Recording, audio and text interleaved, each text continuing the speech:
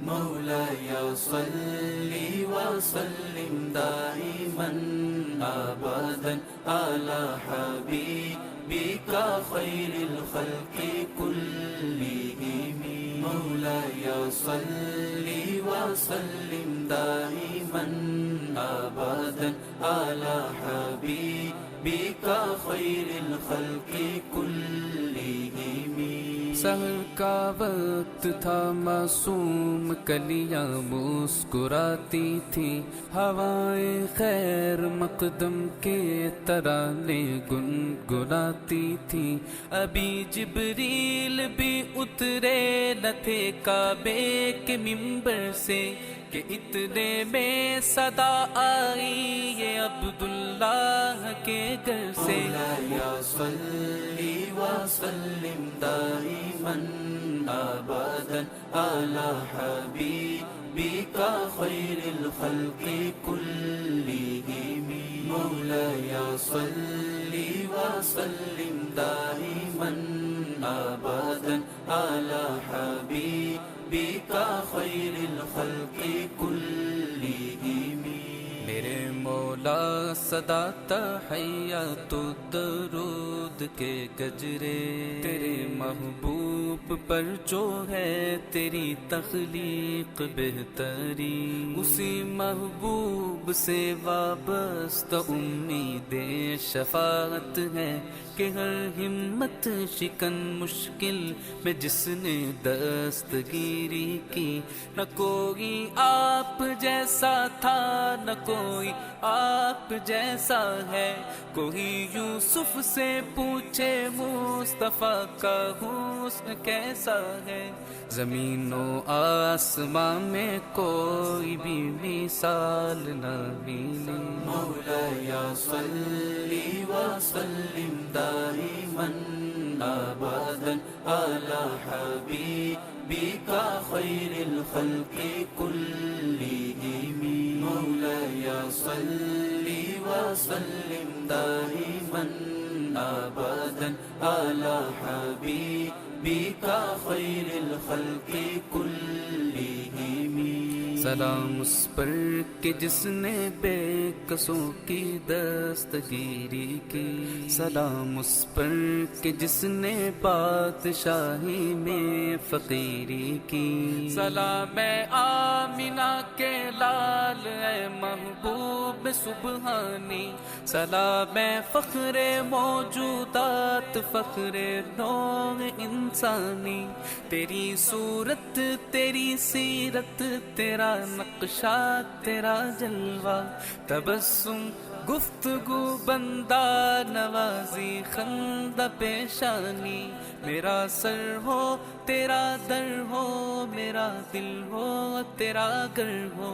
تمنا مختصر سی ہے مگر تمہید طولانی. مولاي صل وسلم دائما أبدا على حبيبك خير الخلق كلهم.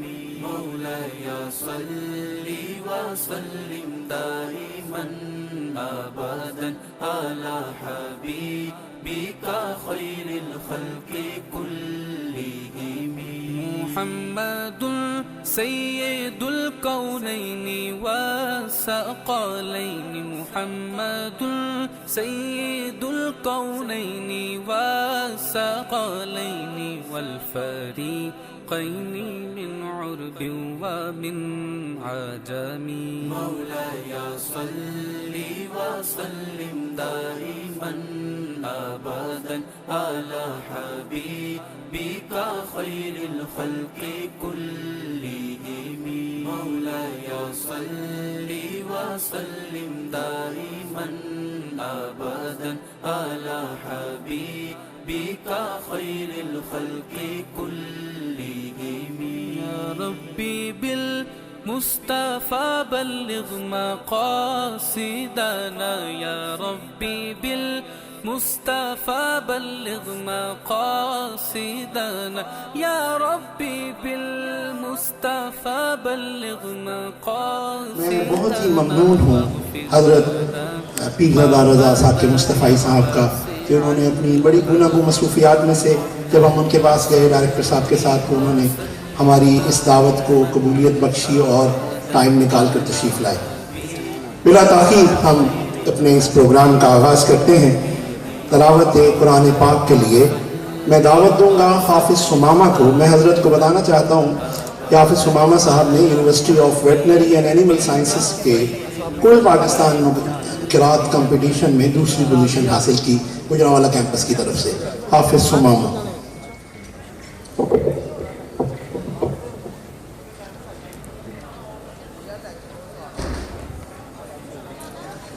أعوذ بالله من الشيطان الرجيم.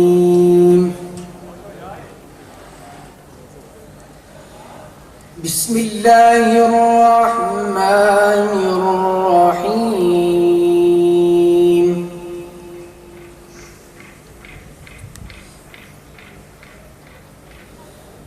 ما كان محمد أبا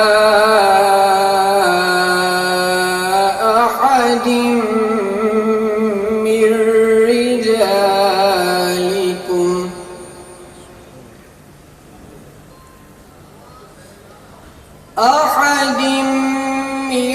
رجالكم ولكن رسول الله وخاتم النبيين.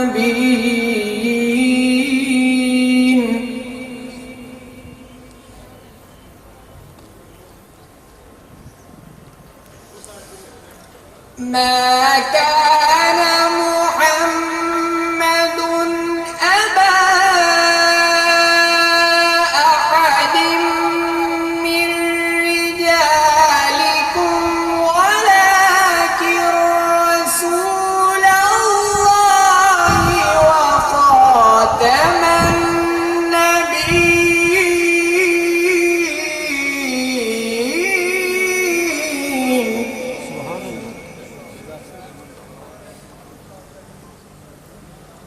وكان الله بكل شيء عليما.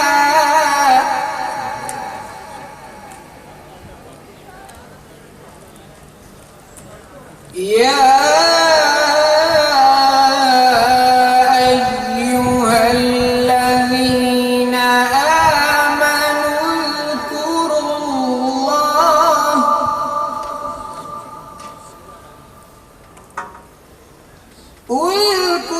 الله ذكرا كثيرا وسبحوه بكرة وأصيلا.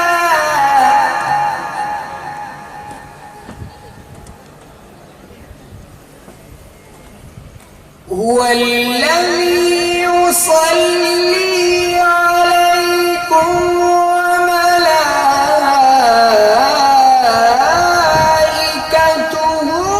ليخرجكم من الظلمات إلى النور. وكان بالمؤمنين رحيما. وكان بالمؤمنين رحيما. صدق الله العلي العظيم. شروع اللہ رب العزت کے نام سے جو بڑا مہربان نہایت رحم کرنے والا ہے۔ حضرت محمد صلی اللہ علیہ وآلہ وسلم تم میں سے کسی مرد کے باپ نہیں، لیکن وہ اللہ کے رسول اور سب نبیوں کے خاتمے پر ہیں، اور اللہ ہر بات جانتا ہے۔ اے ایمان والو، اللہ کو بہت زیادہ یاد کرو اور صبح و شام اس کی پاکی بیان کرو۔ وہی تو ہے جو تم پر رحمت بھیجتا ہے، اور اس کے فرشتے بھی، تاکہ تم کو اندھیروں سے نکال کر روشنی کی طرف لے جائیں، اور خدا مومنوں پر بڑا مہربان ہے۔ وما علینا الا البلاغ المبین۔ العلا بکمالہ کشف الدجا بجمالہ حسنت جمیع خصالہ صلوا علیہ وآلہ۔ نعت رسول مقبول پیش کرنے کے لیے میں ڈپارٹمنٹ آف کامرس سے دعوت دیتا ہوں حافظ شاذب کو۔ خوشبو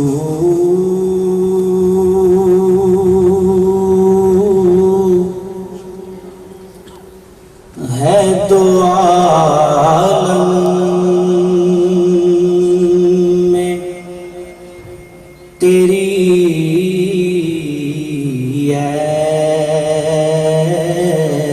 گل جیدہ، کس منہ سے بیان،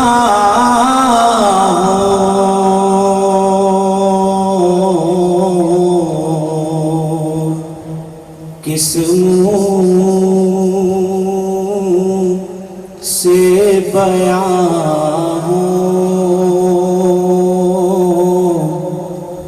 تیرے اوصاف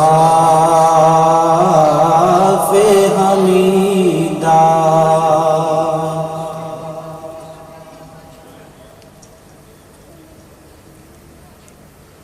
خیرات مجھے اپنی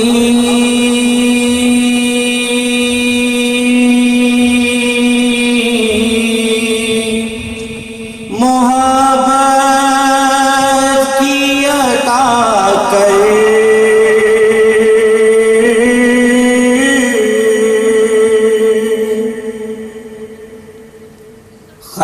خیرات مجھے اپنی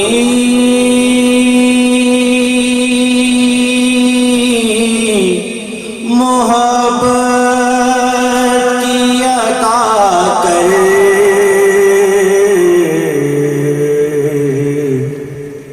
آیا ہوں بڑی دور سے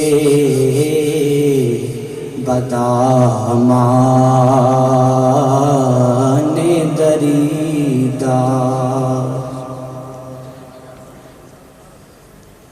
اے رحمت عالم تیری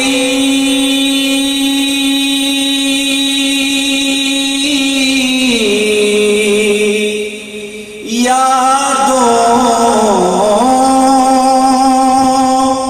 کی بدولت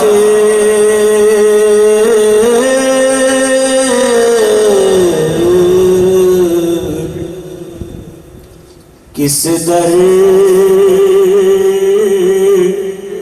جا سکوں میں ہے میرا قلب تپیدہ، کس منہ سے بیان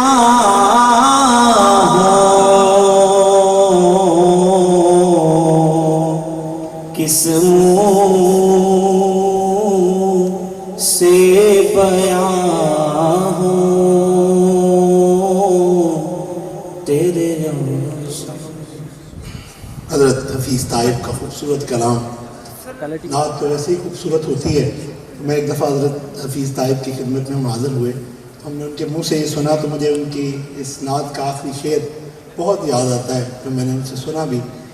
یوں دور ہوں طائب میں حریم نبوی سے، صحرا میں مجستر ہے کوئی شاخ بریدہ۔ بڑا ہی یقین کریں اور اثر کلام ہے، قبولیت والا ہے۔ میں بلا تاخیر تھوڑا سا تعارف پیش کرنا چاہتا ہوں، کس قدر قداور شخصیت آج ہمارے درمیان موجود ہے۔ حضرت پیرزادہ محمد ثاقب رضا مصطفی مدد اللہ العالی 16 مارچ 1972 کو کاموکی میں پیدا ہوئے، اور بزرگوار حضرت الحاج دین محمد مصطفی کے ہاں یہ بچہ پیدا ہوا جس نے ایک عالم کو بعد میں سرفراز کرنا ہے اور کر رہے ہیں۔ حضرت نے ابتدائی تعلیم اپنے والد گرامی سے ہی حاصل کی اور پھر اس کے بعد بہت بڑے نام اساتذہ کے ہیں حضرت کے، جس میں مفتی حبیب اللہ نقشبندی رحمۃ اللہ علیہ، اور اس کے علاوہ مفتی محمد نصرت اللہ مجددی فارابی سیالکوٹی علیہ رحمہ، اور بہت سارے دیگر جید اساتذہ نے حضرت کو ان کی نشوونما کی اور انہیں دنیا اور دین دونوں پڑھنے کے لیے سکھایا۔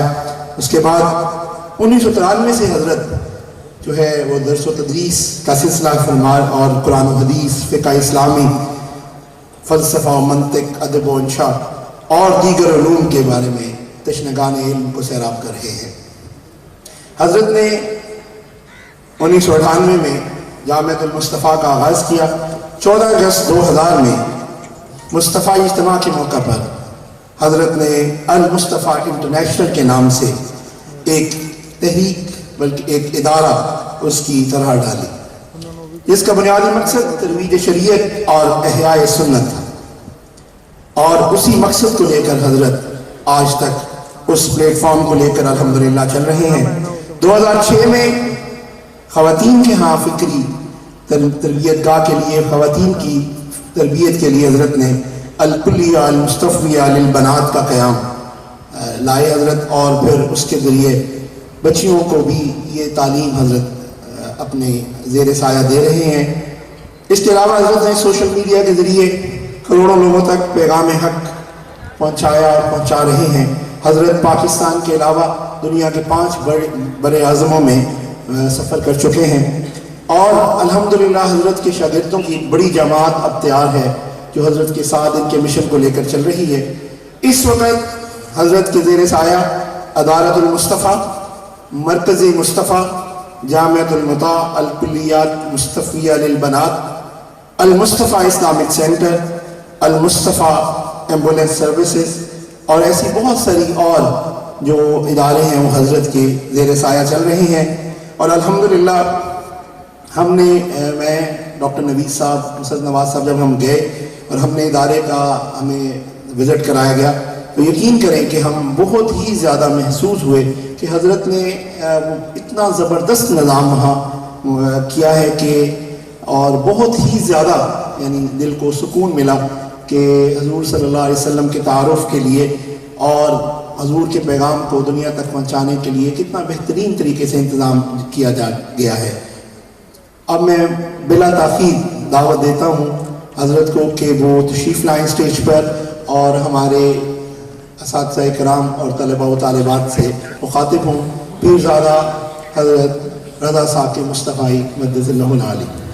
وسلم دائما ابدا على حبيبك خير الخلق كلهم مولاي صل وسلم دائما ابدا على حبيبك خير الخلق كلهم میرے مولا صدا تحیات الدرود کے گجرے۔ میرے اور آپ کے آقا مولا حضور ختم المرتبت صلی اللہ علیہ وآلہ وسلم کی سیرت کا عنوان ہے، اور آج میں اور آپ اسی کے لیے کچھ دیر کے لیے یہاں موجود ہیں۔ یہ بات ذہن میں رکھیے کہ سیرت کسی بھی شخص کی اصلی حالت کو کہا جاتا ہے۔ قرآن مجید میں حضرت موسیٰ اور فرعون کا واقعہ موجود ہے۔ جب فرعون نے حضرت موسیٰ علیہ السلام کے معاوضے کے لیے نجومی بلائے اور جادوگر طلب کیے، اور انہوں نے رسیاں پھینک دی اور وہ دکھنے میں سانپ دکھائی دے رہی تھی، تو اللہ تعالیٰ نے حضرت موسیٰ علیہ السلام سے کہا کہ تم اپنا عصا پھینک دو۔ تو انہوں نے جب عصا پھینکا تو وہ اژدہا بن گیا، اور جتنی بھی رسیاں تھیں وہ ساری نگل لیتا ہے، اور اب حکم ہوا کہ اب اس کو اٹھاؤ۔ تو فرمایا سنعیدها سیرتها الاولی، آپ اس کی طرف بڑھیے، ہم اس کو اس کی اصلی حالت کی طرف پلٹا دیتے ہیں۔ تو جب آپ نے ہاتھ بڑھایا تو وہ عصا کا عصا تھا. تو وہاں قرآن نے جو لفظ استعمال کیا وہ سیرت کا لفظ استعمال کیا. سنعیدها سیرتها الاولی. ہم اس کو اس کی اصلی حقیقی حالت کی طرف پلٹا رہے ہیں، لوٹا رہے ہیں. تو سیرت کسی شخص کی حقیقی حالت کو کہا جاتا ہے. اب کسی کی حقیقی حالت کیسے معلوم ہوگی؟ اگر کوئی شخص گاہک سے ہنس ہنس کے بات کر رہا ہے تو اس سے یہ اندازہ لگانا مشکل ہے کہ وہ واقعی خوش اخلاق ہے. اس کی کاروباری مجبوری ہو سکتی ہے. اس کو یہ بتایا جاتا ہے کہ ڈیلنگ اس طرح کرنی ہے.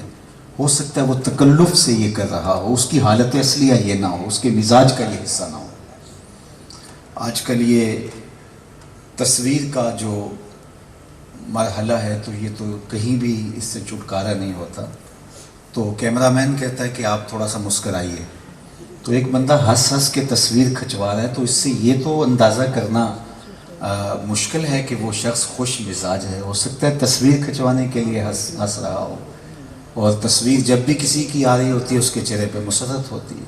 تو کیسے پتہ چلے گا کہ کسی شخص کی اصلی حالت کہاں ہے؟ تو عمومی طور پہ انسان اپنے اصلی روپ میں اپنے گھر میں ہوتا ہے. گھر کے افراد بتا سکتے ہیں کہ اس کا کردار کیا ہے، اس کی سیرت کیا ہے. اور گھر کے افراد میں بھی سب سے زیادہ ماں جانتی ہے یا پھر بیوی جانتی ہے. حضور علیہ الصلوۃ والسلام کی سیرت کا اگر ہم مطالعہ کرنا چاہیں تو ام المومنین حضرت سیدہ عائشہ رضی اللہ تعالی عنہا سے پوچھتے ہیں تو وہ برجستہ جواب دیتی ہیں، کان خلقہ القرآن. اگر آپ کی سیرت دیکھنی ہے تو قرآن کھول کے بیٹھ جاؤ. قرآن کی منشا کیا ہے اور حضور کی سیرت کیا ہے آپ کو مطابقت دکھائی دے گی. اور ام المومنین حضرت خدیجۃ الکبریٰ رضی اللہ تعالی عنہا حضور علیہ السلام کی زوجہ محترمہ، حضور کی سیرت کے 6 جلی عنوان بیان کرتی ہیں. اور میری آج کی اس مختصر نشست میں، اس سیرت النبی کانفرنس میں، اس سیمینار میں وہی 6 چیزیں ہیں جن پر تھوڑی سی گفتگو کر کے میں اپنے مضمون کو سمیٹ لوں گا. ام المومنین حضرت خدیجۃ الکبریٰ رضی اللہ تعالی عنہا نے ایک تجارتی سفر میں اپنے غلام میسرہ کے ساتھ حضور علیہ السلام کے سپرد اپنا مال کیا اور شام کے سفر میں حضور تشریف لے گئے تھے. تو بہت سارا نفع ہوا اور میسرہ سے جب انہوں نے رپورٹ طلب کی تو انہوں نے حضور کی سیرت بیان کی کہ ایسا شخص زندگی میں نے کبھی نہیں دیکھا. تو پھر ان کے دل میں حضور علیہ السلام کے لیے محبت کا جذبہ پیدا ہوا اور حضور کو پیغام نکاح دیا. تو آقا کریم علیہ السلام کی پہلی شادی حضرت خدیجۃ الکبریٰ کے ساتھ ہوئی جب ان کی عمر 40 برس تھی اور آقا کریم کی عمر 25 سال تھی. تو پھر انہوں نے حضور علیہ السلام کو بہت قریب سے دیکھا. جب پہلی وحی کا نزول ہوا 15 سال کی رفاقت بیت چکی تھی. 40 سال کی عمر میں حضور علیہ السلام پر پہلی وحی نازل ہوئی اور 25 سال کی عمر میں آقا کریم علیہ السلام کا سیدہ کے ساتھ نکاح ہوا تھا. تو 15 برس شب و روز انہوں نے حضور کو دیکھا، حضور کی سیرت کا مطالعہ کیا.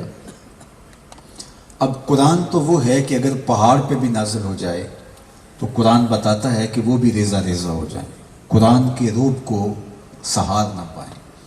یہ قلب اطہرہ تھا جو قرآن مجید کو اپنے اوپر برداشت کرتا ہے، لیکن اس کا ایک احساس ہے. تو آقا کریم جب تشریف لائے پہلی وحی کے نزول کے بعد تو فرمایا کہ مجھے سردی لگ رہی ہے، زملونی، مجھے چادر اڑا دی جائے.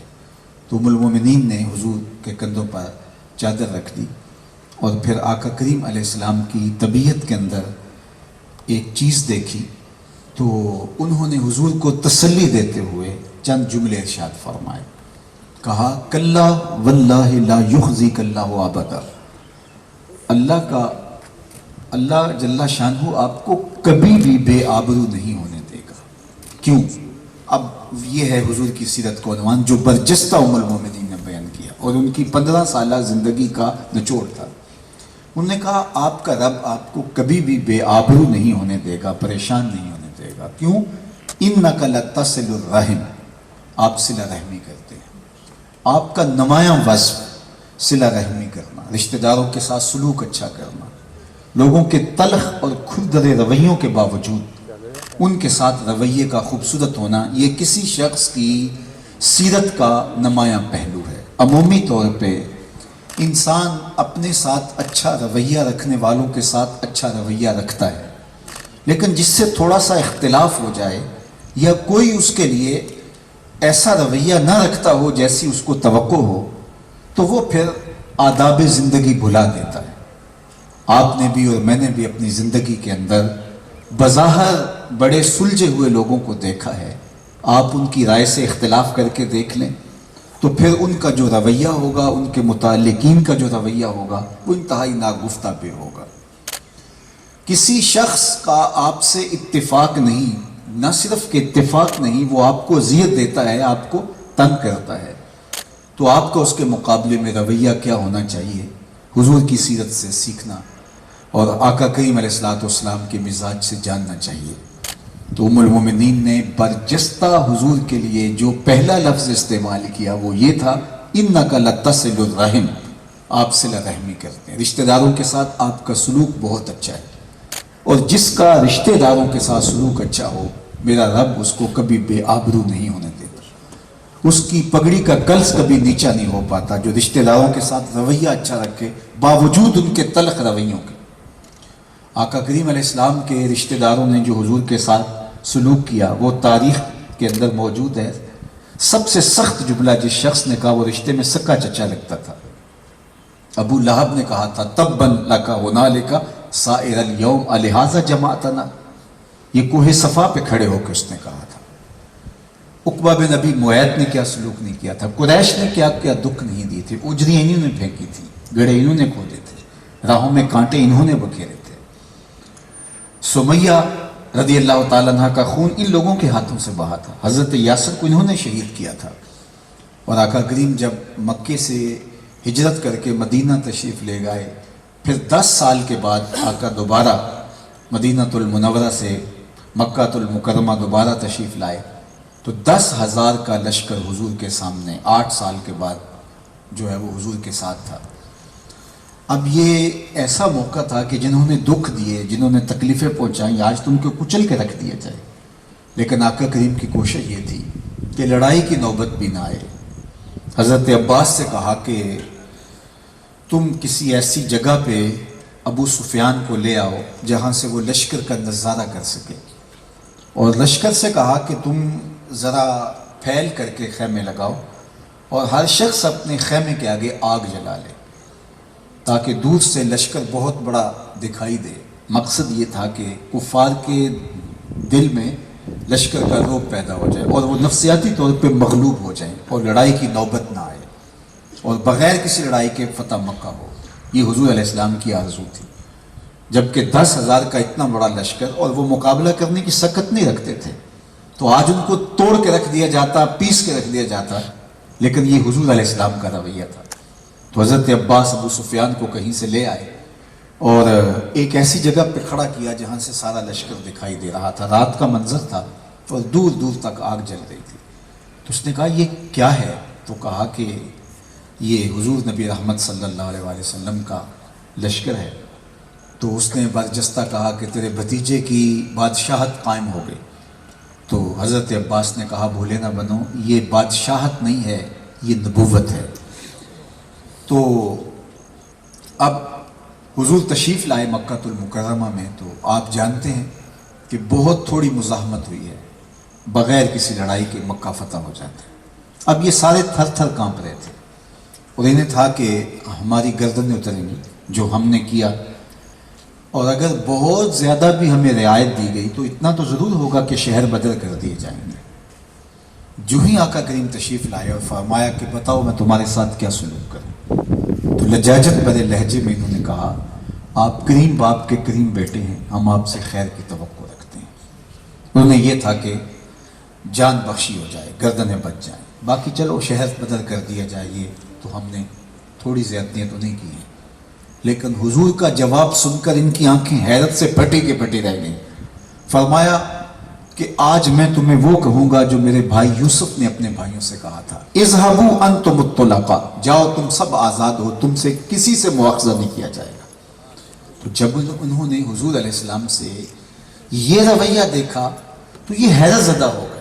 عثمان بن طلحہ کعبۃ اللہ کا کلید بردار تھا، تو حضور نے اس سے ایک دن کعبۃ اللہ کی چابی طلب کی کہ میں اندر داخل ہونا چاہتا ہوں، اس نے انکار کر دیا، آپ کے لیے دروازہ نہیں کھلے گا۔ تو آج حضور فاتح بن کے داخل ہوئے تو فرمایا عثمان بن طلحہ کدھر ہے؟ تو حاضر خدمت ہوا تو آقا کریم علیہ السلام نے فرمایا کہ کعبۃ اللہ کا دروازہ کھولو، تو تشریف لے گئے۔ تو جب باہر آئے تو اب سب کو تھا کہ اب چابی تو اسے نہیں دی جائے گی، اس نے جو ماضی میں سلوک کیا تو یہ تو کسی اور کا بخت جاگے گا، تو سب منتظر تھے کہ یہ اعزاز ہمیں نصیب ہو، اتنا بڑا اعزاز کہ کعبہ کی کلید برداری نصیب ہو۔ لیکن حضور تشریف لائے تو فرمایا عثمان بن طلحہ کدھر ہے؟ تو وہ تھر تھر کانپتا ہوا آگے بڑھا تو آقا کریم نے اس کے ہاتھ میں چابی رکھتے ہوئے فرمایا یہ چابی قیامت تک تیری نسلوں سے بھی کوئی نہیں چھین سکے گا سوائے ظالم کے۔ آج بھی یہ جو شیبی خاندان ہے یہ حضرت عثمان بن طلحہ کی اولاد سے، تو حضور کا رویہ دیکھ کے تو اس کے لبوں پہ کلمہ جاری ہو جاتا ہے۔ تو یہ تھا ان کے ساتھ رویہ میرے اور آپ کے آقا و مولا کا۔ فرمایا جو یہ چاہے کہ اس کی عمر میں برکت ہو اور رزق میں اضافہ ہو وہ رشتہ داروں کے ساتھ سلوک اچھا کرے۔ آج ہم کہتے ہیں کہ کوئی ایک قدم پیچھے ہٹے گا تو ہم 10 قدم پیچھے ہٹیں گے، تو یہ کیا کمال ہوا؟ آپ ایک قدم پیچھے ہٹا، وہ ایک قدم پیچھے ہٹا تو آپ اس سے 10 گنا بڑھ گئے آگے، اور آپ 10 قدم پیچھے ہٹ گئے۔ کہا نہیں میاں تم ایک قدم پیچھے ہٹو گے، میں تمہیں پیچھے نہیں ہٹنے دوں گا، ایک دن تمہیں بھی جیت لوں گا محبت کے زور پہ، تمہیں مجبور کر دوں گا کہ تم میرے ساتھ رویہ اچھا رکھو گے، اور اچھا رویہ رکھنے پہ مجبور ہو جاؤ گے، اگر نہیں بھی کرتے ہو میں اپنے رویے کو کبھی خراب نہیں ہونے دوں گا۔ تو صلہ رحمی حضور کا نمایاں وصف ہے جو امت کو سیکھنا چاہیے، اور صالح معاشرت کی تشکیل کے لیے صلہ رحمی سے بہتر اور کچھ نہیں ہے۔ اگر کوئی شخص یہ چاہے کہ سارے لوگ میرے مزاج کے مطابق ہو جائیں تو یہ ہو ہی نہیں سکتا۔ نفسیات کے ماہرین کہتے ہیں 2 لوگوں کے درمیان کلیتاً موافقت عمومی طور پہ نہیں پائی جاتی، لیکن اگر 2 لوگ آپ کو ایسے مل بھی جائیں جن کے بارے میں آپ کہہ سکتے ہیں کہ یہ بالکل مکمل ایک دوسرے کے ہم ذہن ہیں اور ان کے اندر موافقت کلی پائی جاتی ہے، تو وہ موافقت بھی 80% ہوگی، 20% پھر بھی فرق ہوگا۔ اللہ نے جس طرح شکلیں ایک جیسی نہیں بنائی، نشان انگوٹھا ایک جیسے نہیں بنائے، آواز ایک جیسی نہیں بنائی، اسی طرح اللہ تعالیٰ جل شانہ نے مزاج بھی ایک جیسے نہیں بنائے۔ تو اگر برداشت کریں گے تو لوگوں کے قریب ہوں گے اور معاشرہ تشکیل پائے گا، لیکن اگر یہ ہم طے کر لیں گے کہ جو میں چاہ رہا ہوں، جو میں سوچ رہا ہوں، جو میرا کہنے سننے کہنے کا انداز ہے سب کا اس طرح ہو جائے، تو پھر جو ہے وہ تقسیم در تقسیم کے عمل سے ہم گزریں گے۔ اس وقت ہمارا معاشرہ عدم برداشت کا شکار اس لیے ہے کہ ہم یہ طے کر چکے ہیں کہ جو میں سمجھتا ہوں وہی درست ہے اور وہی حق ہے، اور سب کو اس پہ آنا چاہیے، اور جس کے نتیجے کے اندر تشدد اور افتراق جو ہے وہ بڑھ گیا ہے۔ تو میرے اور آپ کے آقا و مولا حضور ختم المرتبت صلی اللہ علیہ وآلہ وسلم نے صلہ رحمی کا درس دے کے ایک اچھے معاشرے کی بنیاد ڈالی ہے۔ تو ام المومنین نے حضور علیہ السلام کے لیے جو لفظ بولا وہ سب سے پہلا لفظ یہ تھا کہ آپ کا رب آپ کو کبھی بے آبرو نہیں ہونے دے گا، اس لیے انک لتصل الرحم، آپ صلہ رحمی کرتے ہیں۔ آپ اگر مجھ سے پوچھیں کہ سب سے افضل صدقہ کون سا ہے تو میں آپ کو شریعت کا مزاج بتاؤں گا کہ سب سے افضل صدقہ وہ ہے جو ناراض محتاج رشتہ دار کو دیا جائے۔ رشتہ دار جو محتاج ہے اور آپ سے ناراض ہے، ہمارے پنجاب کے کلچر میں شریکہ برادری جسے کہا جاتا ہے، ہر وقت آپ کو نیچا دکھانے کے چکر میں رہتا ہے، لیکن مجبور ہو گیا، پھنس گیا، تو نفس تو یہی کہتا ہے کہ سانپ کا سر پاؤں تلے آ گیا ہے تو اس کو کچل دیا جائے۔ اس کو صدقہ اگر آپ دینا چاہیں گے تو آپ کا نفس شامل نہیں ہوگا، نفس روکے گا کہ اس کو کیوں صدقہ دیا جائے، اس کو کیوں کھڑا کیا جائے، اس کو تو مر جانا چاہیے، تو ہر وقت ہمارا مخالف ہے۔ اور ایسا ہوتا ہے عملی طور پہ، جو ہمارا مخالف کسی مشکل میں پھنس جائے تو ہم تو اخلاقی اقدار بھی جو ہے وہ بھول جاتے ہیں اور اس کو نقصان پہنچانے کے لیے پوری طرح سے مستعد ہو جاتے ہیں۔ لیکن میرے اور آپ کے آقا مولا نے کہا بہترین صدقہ وہ ہے جو محتاج ناراض رشتہ دار، جو بیان فرمایا ام المومنین نے وہ یہ وتصدق الحدیث، آپ کا رب آپ کو کبھی بھی بے آبرو نہیں ہونے دے گا، اس لیے کہ آپ ہمیشہ سچ بولتے ہیں۔ آپ کی طبیعت میں سچ یوں بھرا ہوا ہے کہ کذب کا امکان تک بھی نہیں ہے۔ میں اور آپ اس نبی کے ماننے والے ہیں، اس نبی کے چاہنے والے ہیں، اس نبی علیہ السلام سے عقیدت و محبت کا جو ہے وہ ادعا رکھتے ہیں، اعلان نبوت سے قبل بھی جو صادق اور امین تھے۔ تو پھر کس طرح ہم جھوٹ بول سکتے ہیں جب ہم اس نبی اور اس آقا پر اپنی جان قربان کرنے کے لیے تیار ہیں کہ جو اعلان نبوت سے قبل بھی صادق اور امین ہیں۔ کوہ صفا پہ چڑھ کے جب پہلی دعوت قریش کو دی تو یہی کہا کہ اگر میں کہوں کہ پہاڑ کی دوسری جانب سے ایک لشکر آ رہا ہے جو تمہیں تاخت و تاراج کر دے گا تو کیا میری بات مان لو گے؟ تو انہوں نے کہا نظر نہ بھی آیا تو ہم کہیں گے ہم اندھے ہیں، آپ سچے ہو، ہم نے آپ کو کبھی جھوٹ بولتے نہیں دیکھا۔ تو کہا کہ اگر میری صداقت پہ اتنا یقین ہے تو مان لو اللہ ایک ہے۔ تو وقتی طور پہ گو انہوں نے انکار کیا، لیکن سوچنے پہ مجبور تھے، جو کل جھوٹ نہیں بولتا تھا وہ آج بھی جھوٹ نہیں بول سکتا۔ تو وہ جو منکر تھے، دشمن تھے، وہ بھی صادق اور امین جانتے ہیں۔ بلکہ میں آپ کو اس سے بھی بڑھ کر بات بتاؤں کہ جب حضور علیہ السلام کے گھر کا گھیراؤ کر لیا گیا، دارالندوہ میں بیٹھ کے قریش نے کہا کہ یار یہ روز روز کی کہانی ختم ہونی چاہیے، سارے قبیلوں میں سے ایک ایک شخص لے لیتے ہیں اور ان پر حملہ کر کے ان کو معاذ اللہ شہید کر دیتے ہیں، اور پھر اگر بنو ہاشم اٹھ کھڑے ہوئے تو ہم مقابلہ مل کے کریں گے، اور وہ ظاہر ہے سب کا مقابلہ نہیں کر پائیں گے، اور اگر انہوں نے خون بہا کا کہا تو ہم مل کے خون بہا ادا کر دیں گے۔ لیکن یہ قصہ تو تمام ہو۔ اب وہ حضور کے گھر کا گھیراؤ کر کے کھڑے ہو جاتے ہیں حضور کو شہید کرنے کے لیے۔ اور آپ نے حضور کی سیرت کے عنوان سے بارہا پڑھا ہے کہ سیدنا علی المرتضیٰ رضی اللہ تعالیٰ عنہ کو حضور نے اپنے بستر پہ لٹایا اور کہا کہ اے علی تم لوگوں کی امانتیں دے کے مدینے چلے آنا۔ اب یہاں دو چیزیں بہت سوچنے کی اور سمجھنے کی ہیں۔ ایک تو یہ کہ جس دن حضور کے گھر کا گھیراؤ کیا گیا اس دن بھی ان کی امانتیں حضور کے گھر میں پڑی۔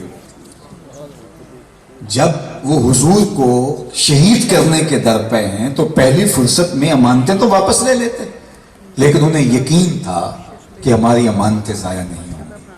اور دوسری جانب آقا کریم علیہ السلام کو شہید کرنے کے در پہ ہیں، لیکن حضور حضرت علی المرتضیٰ کو اپنے بستر پہ لٹا رہے ہیں کہ ان کی امانتیں دے کے واپس آنا۔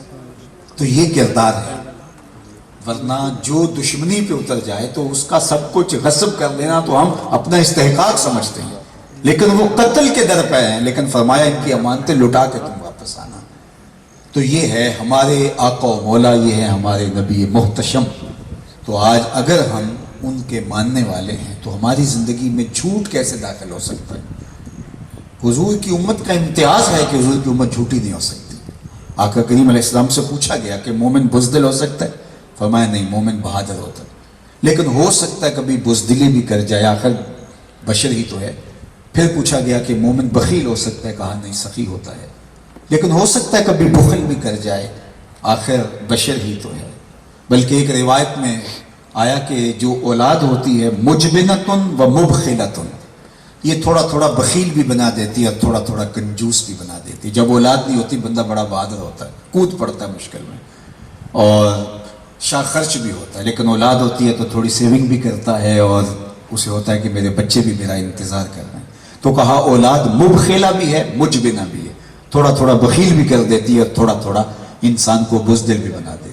تو کہا مومن بہادر ہوتا ہے لیکن ہو سکتا ہے کبھی بزدلی کر جائے، مومن سخی ہو سکتا ہے لیکن ہو سکتا ہے کبھی وہ جو ہے وہ بخل بھی کر جائے۔ تیسرا سوال حضور سے پوچھا گیا مومن جھوٹا ہو سکتا ہے؟ تو آقا کریم نے فرمایا مومن جھوٹا نہیں ہو سکتا، یہ طے شدہ بات ہے، یہ امر واقعیہ ہے کہ مومن ہو اور جھوٹا ہو یہ نہیں ہو سکتا۔ اور فرمایا الا انبئکم باکبر الکبائر، میں تمہیں بڑے بڑے گناہوں کی خبر نہ دوں؟ صغیرہ کے مقابلے میں کبیرہ ہے، تو کبیرہ سے بھی جو اکبر الکبائر ہے۔ قلنا بلا یا رسول اللہ، ہم نے کہا کیوں نہیں حضور، آپ ارشاد فرمائیے۔ تو آقا کریم نے فرمایا الاشراک باللہ، سب سے بڑا گناہ جو کبیرہ گناہوں میں بھی اکبر الکبائر ہے وہ اللہ کے ساتھ کسی کو شریک ٹھہرانا ہے۔ پھر فرمایا عقوق الوالدین، والدین کی نافرمانی کرنا ہے۔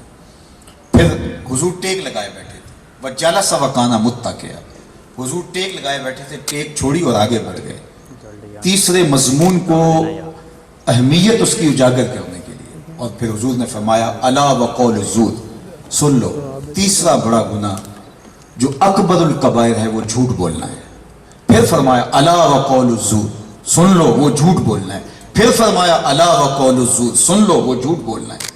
راوی کہتا ہے، صحابی کہتا ہے کہ اتنی بار حضور بیان فرما رہے تھے اور بار بار یکررھا، بار بار حضور اس کا تکرار کر رہے تھے کہ ہم کہہ رہے تھے کہ حضور علیہ السلام اگر سکوت اختیار فرما لیں، حضور مشقت جو ہے وہ امت کی شفقت کی وجہ سے، مشقت کی وجہ سے بار بار فرما رہے ہیں، اور جھوٹ بولنا اور جھوٹ بولنا، اور ٹیک چھوڑ کے اس چیز کو بیان کیا، اس چیز کی اہمیت کو اجاگر کرنے کے لیے کہ جھوٹ کتنا بڑا گناہ ہے۔ اور آج ہم یہ کہتے ہیں کہ جناب جھوٹ نہ بولیں تو سودا ہی نہیں بکتا۔ ہمارا تاجر کہتا ہے بکتا ہی نہیں ہے، تو یہ جاپان والے کیسے بیچ لیتے ہیں، ہمارا ہی نہیں بکتا۔ ہم نے طے کر لیا ہے کہ ہم نے اپنی زندگی میں جھوٹ داخل کرنا ہے، تو جھوٹ کا اور مسلمان کا یہ جوڑ ہی نہیں ہے۔ میرے اور آپ کے آقا کا نمایاں وصف جو ام المومنین نے بیان کیا وہ تصدق الحدیث، کہ یہ آپ سچے ہیں اور سچائی آپ کے ساتھ یوں جڑی ہوئی ہے کہ ایسا ہو ہی نہیں سکتا کہ کذب کا یہاں امکان بھی پایا جائے۔ تو میں اور آپ اپنے آقا و مولا حضور ختم المرتبت کی سیرت سیکھنے کے لیے اپنے آپ کو سچ کا خوگر بنانا پڑے گا، اس سے پھر دروازے کھلیں گے آگے۔ جب ہماری زندگی میں جھوٹ ہوگا تو رحمت کے فرشتے ہی ہمارے نیڑے نہیں ہوں گے۔ حدیث پاک میں آتا ہے جب کوئی شخص جھوٹ بولتا ہے تو اس کے منہ سے تعفن اور بدبو نکلتی ہے، جو عام لوگ تو محسوس نہیں کر پاتے، لیکن اللہ کے نورانی فرشتے، رحمت کے فرشتے ان کو محسوس کرتے ہیں اور ایک میل پیچھے ہٹ جاتے ہیں۔ اگر وہ توبہ کر لے اور سچائی کے ساتھ زندگی گزارنے کا عزم کر لے تو وہ واپس پلٹ آتے ہیں، اور اگر نہیں تو وہ پھر دوسرے جھوٹ پر اور دور ہٹتے چلے جاتے ہیں۔ اب ایک گھر میں باپ بیٹے سے، بیٹا باپ سے، ماں بیٹی سے، بیٹی ماں سے، شوہر بیوی سے، بیوی شوہر سے، بہو ساس سے، ساس بہو سے جھوٹ بول رہے ہوں تو اس گھر سے تو بدبو کے ببو کے اٹھیں گے، تو اس گھر میں رحمت کے فرشتے تو نیڑے سے نہیں گزریں گے، اور پھر گھر میں نحوستیں ہوں گی، بے برکتیاں ہوں گی، الجھاؤ ہوگا۔ تو ہم نے یہ سمجھ لیا شاید کسی نے کالا جادو کر دیا، کسی نے ٹونا کر دیا، کسی نے تعویذ ڈال دیے، اور پھر ہم بھاگے عاملوں کے پاس، وہ تو بیٹھے اسی کام کے لیے۔ انہوں نے کہا شکر ہے تم آگے ہو، اگر نہ آتے تو تعویذ چل جانے تھے، کک نہیں رہنا تھا تمہارا۔ اور اب پھر ہر اتوار میں جا کے جو ہے وہ ان کے پاس جو ہے وہ حاضری بھرنی پڑے گی۔ تو اصل مسئلہ کیا تھا، کالا جادو کیا تھا، تعویذ کیا، بندش کیا تھی؟ رحمت کے فرشتے ہمارے گھروں سے اٹھ گئے تھے۔ ہم نے جھوٹ کو شعار بنا لیا، شام سویرے دوپہر جھوٹ ہی جھوٹ ہماری زندگی میں۔ تو جو شخص جھوٹ بولتا ہے تو بتائیے کہ اس کا اعتبار کیا کام رہتا ہے؟ جھوٹ بول کے وقتی فائدہ کوئی حاصل بھی کر لے دل کو چین نصیب نہیں ہوتا، سچ بول کے نقصان بھی اٹھا لے پھر بھی دل قرار پذیر ہوتا ہے، دل کو تسکین ملتی ہے۔ سچ تمانیت قلب کا ذریعہ ہے، اور جھوٹ ریبہ فرمایا گیا ہے، یہ اندر کی بے چینی ہے، اضطراب ہے، یہ انسان کو کبھی بھی سکون نہیں لینے دیتا۔ تو میرے اور آپ کے آقا و مولا کی زندگی جڑی ہے سچ کے ساتھ۔ آج سیرت کا خوبصورت عنوان ہے، تو کیا ہم نے یہ طے نہیں کرنا کہ ہم سچائی کے ساتھ زندگی بسر کریں گے؟ ہمارے نبی علیہ السلام کی تعلیمات جو صادق اور امین ہے، ماں کی گود سے جاپان کا ایک بچہ سیکھتا ہے جھوٹ نہیں بولنا چاہیے، اور وہ جھوٹ نہیں بولتا۔ بچپن سے لڑکپن، لڑکپن سے جوانی، جوانی سے بڑھاپا، لیکن وہ جھوٹ سے آشنا ہی نہیں ہے۔ کیوں؟ اس کی ماں نے سکھایا ہے۔ ہمارے تو پیغمبر نے ہمیں سکھایا ہے، ہمارے استاد نے، ہماری ماں نے سکھایا ہے کہ جھوٹ نہیں بولنا چاہیے۔ تو پھر ہم جھوٹ کیوں بولتے ہیں؟ پھر ہمارا دین صرف زبان کی نوک تک ہے؟ ہمارا دین ہماری روحوں تک تو پھر نہ اترا ہوا کہ ہم زبان سے کہہ رہے ہیں کہ ہم مسلمان ہیں، لیکن اس کے تقاضوں کو، اسلام کے تقاضوں کو ہم کبھی بھی اختیار کرنے کے لیے تیار نہیں۔ ہم پیغمبر رحمت پر جان تو فدا کرنے کے لیے تیار ہیں، ان کے طریقے زندگی کو اختیار کرنے کے لیے تیار نہیں ہیں۔ چمی گوئے مسلمانم بلغزم کہ دانم مشکلات لا ادارہ، اگر میں کہتا ہوں میں مسلمان ہوں تو اس کے تقاضے نہیں ہیں، صرف زبان سے کہہ دینا۔ آج یہی وجہ ہے کہ اتنی کثرت کے باوجود ہم رسوائی کے گڑھے میں گرے ہوئے۔ آج مسلمانوں کی تعداد 1 ارب 60-70 کروڑ کے قریب ہے۔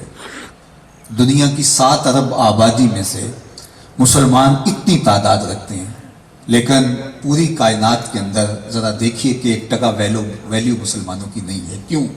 اس لیے کہ ہم صرف زبان کی نوک تک مسلمان ہیں، ہمارے رویے مسلمان نہیں ہیں، ہمارا طرز زندگی مسلمان نہیں ہے۔ اقبال نے کہا تھا نا کہ دل مسلمان ہے تیرا نہ میرا، تو بھی نمازی میں بھی نمازی، ہماری نمازیں صرف ٹکرے رہ گئی ہیں۔ اللہ نے قرآن مجید میں ان لوگوں کی نمازوں کا ذکر کیا جو صرف ٹکرے مارتے ہیں، لیکن وَيَمْنَعُونَ الْمَاعُونَ، وہ برتنے کی چیزیں بھی ہمسایوں کو دینے کے لیے تیار نہیں ہوتے۔ تو اللہ فرماتا ہے یہ نمازیں نہیں ہیں، یہ دکھاوے کی ٹکرے ہیں۔ تو اسلام تو ایک عملی جد و جہد کا نام ہے، ہمارے رویے مسلمان ہو، ہمارا طرز زندگی مسلمان ہو، صرف مخصوص رسوم کو ادا کرنے کا نام اسلام نہیں ہے۔ اقبال نے جب شکوے کی زبان کھولی تو لہجہ تھوڑا تلخ ہو گیا، لیکن جواب آیا تو سارا نشہ اتر گیا۔ صفائے دہر سے باطل کو مٹایا ہم نے، نو انسانی کو غلامی سے چھڑایا ہم نے، میرے کعبے کو تیرے کعبے کو جبینوں سے بسایا ہم نے، تیرے قرآن کو سینوں سے لگایا ہم نے، پھر بھی ہم سے گلا ہے کہ وفادار نہیں، ہم وفادار نہیں تو بھی تو دلدار نہیں۔ تو بہت سخت ہو گیا رویہ، لیکن اب جواب سنیے، لفظ وہی ہے، صرف صیغہ بدلتا ہے، اب آواز ادھر سے آ رہی ہے۔ صفائے دہر سے باطل کو مٹایا کس نے، نو انسانی کو غلامی سے چھڑایا کس نے، میرے کعبے کو جبینوں سے بسایا کس نے، میرے قرآن کو سینوں سے لگایا کس نے، تھے تو آباء تمہارے ہی مگر تم کیا ہو، ہاتھ پہ ہاتھ دھرے منتظر فردا ہو، ہر کوئی مست مئے ذوق تن آسانی ہے، تم مسلمان ہو یہ انداز مسلمانی ہے، حیدری فقر ہے نئے دولت عثمانی ہے، تم کو اسلاف سے کیا نسبت روحانی ہے، وہ معزز تھے زمانے میں مسلمان ہو کر، تم خوار ہوئے تارک قرآن ہو کر، ہماری پستی زبونحالی ذلت نکبت رسوائی کا سبب کہ ہم نوک زبان سے مسلمان ہیں، ہمارے رویے مسلمان نہیں ہیں، ہمارے اعمال مسلمان نہیں ہیں، ہم دکان پہ بیٹھے مسلمان نہیں ہوتے، ہم سیٹ پہ بیٹھے مسلمان نہیں ہوتے، ہم رشتہ داروں کے ساتھ بات کرتے ہوتے اور رویوں کو اختیار کرتے ہوتے مسلمان نہیں ہوتے، ہم صرف مسجد میں مسلمان ہوتے ہیں، اور آج کل وہ مسجدوں میں ٹوپیاں پڑی ہوتی ہیں، وہاں سے پہنتے ہیں اور نماز پڑھ کے وہاں ٹوپی اتاری چلے گئے، تو میں نے کہا ہم نماز بھی وہی رکھ جاتے ہیں، ٹوپی بھی وہی رکھ جاتے ہیں۔ اگر اس نماز کو ہم ساتھ لے جاتے اور وہ دکان پر بھی ہمارے ساتھ جڑی ہوتی، وہ دفتر میں بھی ہمارے ساتھ جڑی ہوتی، رشتہ داریوں میں معاملت کرتے ہوئے بھی ہمارے ساتھ وہ نماز جڑی ہوتی، تو کس طرح ہم جو ہے وہ دنیا کے اوپر رسوا اور ذلیل ہوتے۔ یہ کل ہی میں کہیں بات کر رہا تھا کہ بر صغیر پاک و ہند میں کوئی پیغمبر تو نہیں آیا، یہاں عرب تاجر آئے، اولیاء آئے، اور ان کی تبلیغ کے نتیجے کے اندر ہمارے آباء و اجداد نے اسلام قبول کیا، اور آج جو ہے وہ بر صغیر پاک و ہند کے اندر کروڑوں مسلمان بستے ہیں۔ وہ چند تاجر آئے، چند اولیاء آئے، اور پھر ان کے کردار کی چمک سے نتیجہ کیا ہوا کہ آج اسلام کی یہاں بہاریں ہیں۔ تو میں نے اس کے جواب میں یہ کہا کہ آج انہی بزرگوں کی اولادیں، آج انہی تاجروں کی اولادیں یہاں سے یورپ جاتی ہیں، امریکہ جاتی ہیں، یہاں سے دیگر دنیا کے اقطار و اکناف میں سفر کرتی ہیں، اور ہم جب وہاں جاتے ہیں تو لوگ یہ کہتے ہیں کہ ہمیں طریقہ بتائیے ہماری اولادیں یہ مسلمان کیسے رہیں۔ یعنی ایک وہ زمانہ تھا کہ وہ تاجر یہاں آئے روزی کمانے کے لیے اور اسلام چھوڑ کے گئے، اور آج ہم روزی کمانے کے لیے گئے ہیں، تو آج سوال ہوتا ہے کہ یہ جو کمانے گئے ہیں ان کا اسلام کیسے محفوظ رہے۔ انہوں نے یہاں آ کے اپنے اثرات چھوڑے نا، تو آج جو یہاں سے مسلمانوں کے دیش سے گئے ہیں یہ وہاں اپنا اثر کیوں نہیں چھوڑ رہے، یہ ان کا اثر کیوں قبول کر رہے ہیں۔ تو آج ہمیں دیکھنا ہوگا کہ صرف ہمارے دل سے نکل کر ہمارا ایمان ہماری نوک زبان پہ آ گیا ہے، ہمارے رویوں سے اسلام نہیں ہے۔ دیکھیے زبان سے آپ جو مرضی کہہ لیں، اگر رویہ مسلمان نہیں ہوگا تو لوگ متاثر نہیں ہوں گے۔ حضرت شاہ نقشبند بخاری علیہ رحمہ نے کہا تھا کہ جس شخص کی خاموشی فائدہ نہیں دیتی اس کی تقریر بھی فائدہ نہیں دیتی۔ یعنی آپ کا کردار اگر اثر انداز نہیں ہوتا تو گفتگو آپ جتنی مرضی اچھی کر لیں اس سے کوئی فرق نہیں پڑتا، لیکن کردار میں زور ہے تو اسحد و بلال عند اللہ اشہد، بلال کا اسحد بھی اللہ کے ہاں اشہد مانا جاتا ہے۔ تو سچائی کے ساتھ جڑنا یہ میرے اور آپ کے آقا مولا حضور ختم المرتبت کا یہ ایک وصف نمایاں ہے جو ام المومنین بیان کرتی ہیں۔ اب تیسرا حضور کا وصف جو بیان کرتی ہیں وہ فرماتی ہیں کہ وَتَحْمِلُ الْكَلَّةَ، جس کا کوئی بوجھ اٹھانے والا نہیں، اس کا آپ بوجھ اٹھانے والے ہیں. اپنے لیے جینا، اپنے لیے زندگی گزارنا یہ تو کوئی کمال نہیں ہے. اوروں کے لیے جینا، زندگی کا حسن ہی اسی میں ہے اور تمانیت کے اجالے اسی میں رکھے گئے. آپ نے ان درختوں کو دیکھا ہوگا، یہ اپنی چھاؤں میں کبھی نہیں بیٹھتے، یہ خود دھوپ میں جلستے ہیں اور اپنے سائے میں بیٹھنے والوں کو آسودگی دیتے ہیں. ان درختوں نے اپنا پھل کبھی خود نہیں کھایا ہوگا، یہ اوروں کو دان کرتے ہیں. جانور دودھ دیتے ہیں تو خود نہیں پیتے، اوروں کو دان کرتے ہیں. بارش برستی ہے تو اس کا فائدہ بادلوں کو تھوڑا ہوتا ہے، وہ تو زمین کو ہوتا ہے. زمین سے سبزہ اگتا ہے تو اس کا فائدہ زمین کو تھوڑا ہوتا ہے، وہ تو جانوروں کا چارہ بنتا ہے. جانور چارہ کھاتے ہیں تو وہ اوروں کو دودھ دان کر رہے ہوتے ہیں. تو اوروں کے لیے جینا یہ زندگی کا حسن ہے. تو فرمایا وَتَحْمِلُ الْكَلَّ، جس کا کوئی بوجھ اٹھانے والا نہیں. آپ کا وصف نمایاں یہ ہے کہ آپ اوروں کا بوجھ اٹھاتے ہیں. میں اپنے دوستوں کو یہ کہا کرتا ہوں کہ ہمارے علاقے میں بالخصوص اگر ایک گلی میں 10 گھر ہیں تو صرف 2 گھر ہوں گے جو غربت کی لکیر سے نیچے زندگی بسرتے ہیں، باقی 8 گھر آسودہ زندگی گزارتے ہیں. اور اس میں سے 2-4 گھر تو جو ہے وہ اللہ کی خاص کرم نوازیوں سے مالا مال ہیں اور مالی فراوانی رکھتے ہیں. تو 10 گھروں کی ایک گلی میں صرف 2 لوگ غریب ہیں تو وہ باقی 8 مل کر ان 2 لوگوں کی کفالت اپنے ذمہ نہیں لے سکتے؟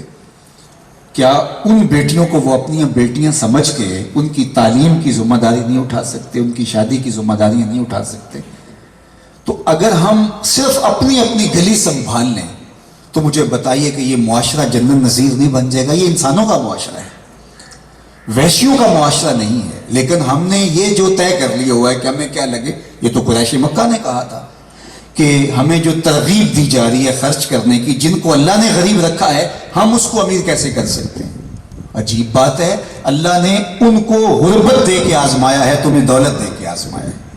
تو اگر ہم اپنے محلے کے لوگوں کی ذمہ داری لے لیں اور بانٹ کر کے جو ہے وہ کھا لیں تو یہ زندگی کا حسن ہے.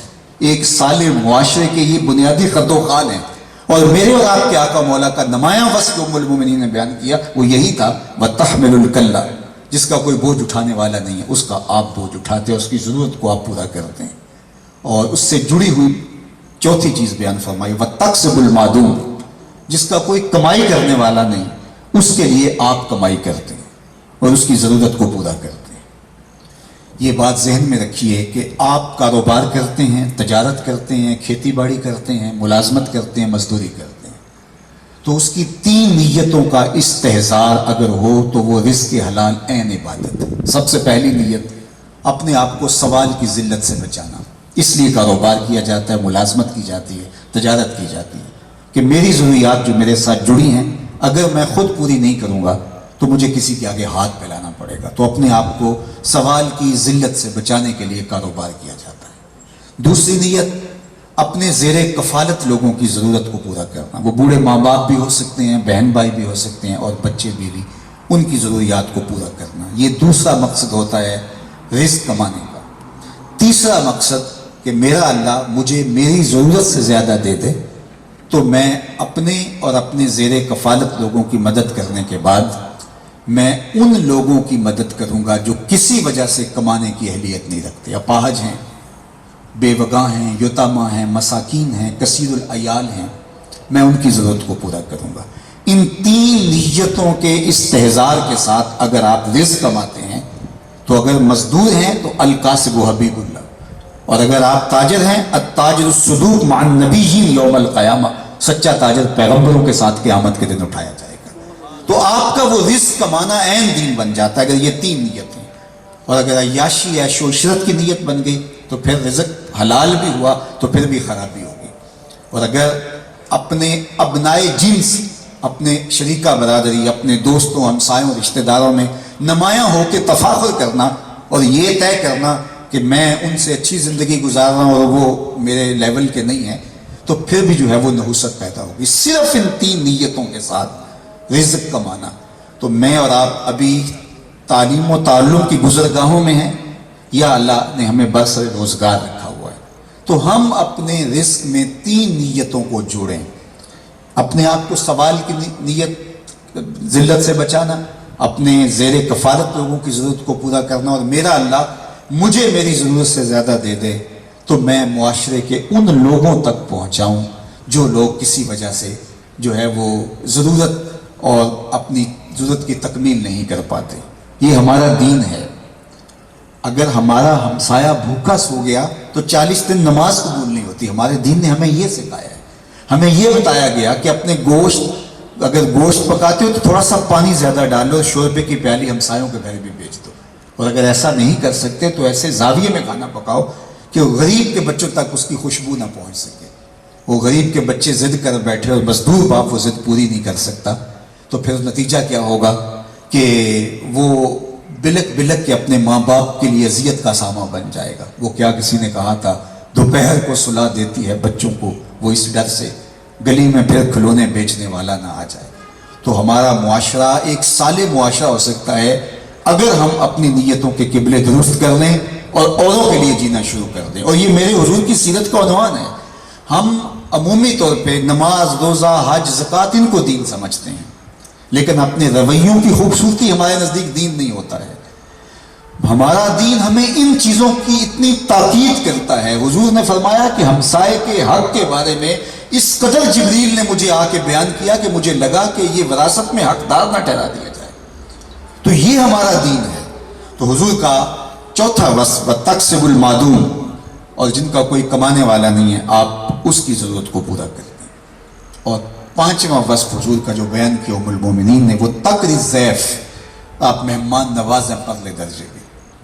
مہمان اپنی قسمت کا کھانا تمہارے دسترخوان پہ کھاتا ہے اور رحمت لے کے آتا ہے، برکت چھوڑ کے جاتا ہے. اور اگر آپ مجھے پوچھیں کہ فقر کیا ہے تو حضرت شیخ عبد القادر الجیلانی علیہ رحمہ و رضوان فرماتے ہیں آدھا فقر بھوکوں کو کھانا کھلانا ہے اور برہنہ بدن لوگوں کو لباس پہنانا ہے. چلے، ریاستیں، عبادتیں، سجدے، رکوع، قیام، یہ جتنا بھی کچھ ہے یہ آدھی فقیری ہے. اور صرف آدھا فقر برہنہ بدن لوگوں کو لباس دینا ہے اور بھوکوں کو کھانا کھلانا ہے. بلے شاہ نے کہا تھا نا، اٹ کھڑک کے دکڑ وجے تتا ہوئے چلہ، آن فقیر کھا کھا جاون راضی ہوئے بلا. لوگوں کو کھلا کر کے قلبی فرحت ہو اور یہ معاشرے کے اندر اس کی ترویج اگر ہو جائے خوشی سے. آپ دیکھیے ہماری شریعت نے بیٹا پیدا ہو تو عقیقہ کرو، کھانا کھلاؤ. نکاح کرو تو فرمایا ولیمہ کرو، اگرچہ ایک بکری سے ہی کرو تاکہ کھانا کھلاؤ. اسی طرح روزہ توڑ بیٹھو تو 60 مسکینوں کو کھانا کھلاؤ. قسم توڑ بیٹھو تو 10 مسکینوں کو کھانا کھلاؤ. کفارہ اظہار میں مسکینوں کو کھانا کھلاؤ. یعنی ہمیں ترغیب دے گی. غلام آزاد کرو، مسکین کو کھانا کھلاؤ. ذرا دیکھیے اسلام کا نظام.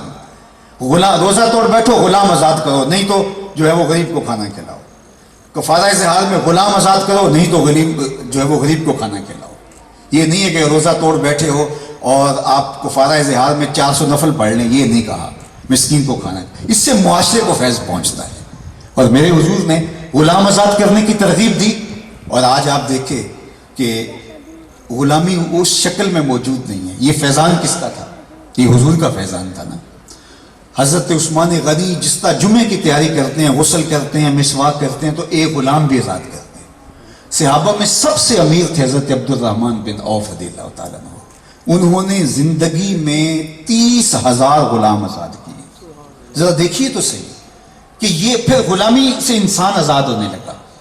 اسی طرح لوگوں کو کھانا کھلانے کی ترغیب دی گئی، لوگوں کو کی دعوت کرنے کی ترغیب دی گئی. تو یہ ضیافت اور مہمان نوازی، کھانا کھلانا، لوگوں کی ضرورتوں کو پورا کرنا، یہ ہمارا دین ہے. دین اس کے گرد گھوم رہا ہے. اللہ اکبر. اور پھر چھٹا وصف حضور کا جو بیان کیا ام المومنین نے، وَتُعِينُوا عَلَى نَوَائِبِ الْحَقِّ. آپ کا رب آپ کو کبھی بھی بے آبرو نہیں ہونے دے گا. جو لوگ مصیبت میں پھنس جاتے ہیں، دکھی ہوتے ہیں، اور جو لوگ حق کے راستے کے اندر مشکلات میں مبتلا ہوتے ہیں، آپ ان کے ساتھ کھڑے پائے جاتے ہیں. جب آپ سچائی کے ساتھ کھڑے ہونے کا مزاج پیدا کر لیتے ہیں تو برائی کی حوصلہ شکنی ہوتی ہے. لیکن ہم کہتے ہیں ہمیں کیا لگے، کسی پرائی آگ میں ہم کیوں جلیں.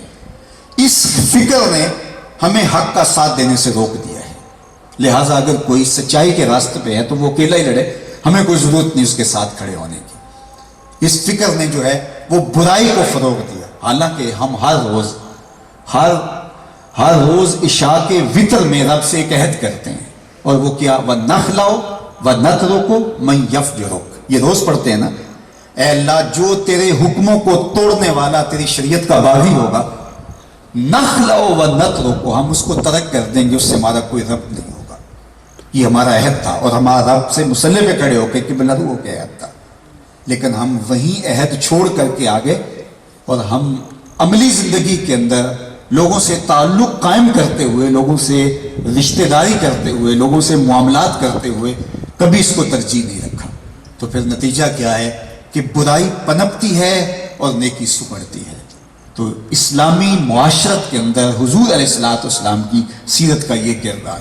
اچھا، ہم نے ایک اور لفظ تراشا ہے، ہمارے پنجابی میں کہتے ہیں سانو کی لگے، اور کہتے ہیں اپنے گھر میں کچھ چھاج بجائے یا چھلنی ہمیں کیا لگے۔